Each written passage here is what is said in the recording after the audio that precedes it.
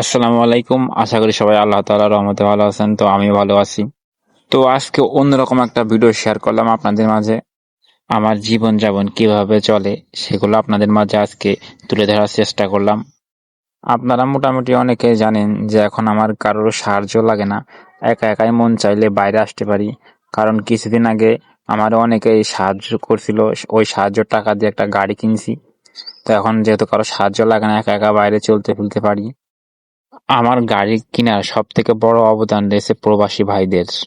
কারণ তারা যদি আমাকে সাহায্য না করতে পারতো তাহলে হয়তোবা গাড়িটা আমি কিনতে পারতাম না, আর বাইরেও বেরোয় হইতে পারতাম না।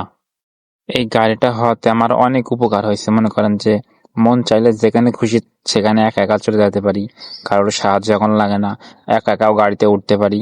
আগে মনে করেন যে গাড়িতে উঠাই দেওয়া লাগতো, নামাই দেওয়া লাগতো, এখন আর কারো সাহায্য লাগে না, একা একা গাড়িতে উঠতে পারি, নামতে পারি। প্রবাসী ভাইদের জন্য আবারও মন থেকে দোয়া ও ভালোবাসা রইল, তারা যেন আবারও সুস্থভাবে আমাদের দেশের মাটিতে ফিরে আসতে পারে। আপনারা তো দেখতে পেলেন কত কষ্ট করে আমি গাড়িতে উঠলাম, কত কষ্ট করে জুতোগুলো পরলাম। আসলে আমার হাত পায়ে দিন দিন শক্তিগুলো কমে যাইতেছে।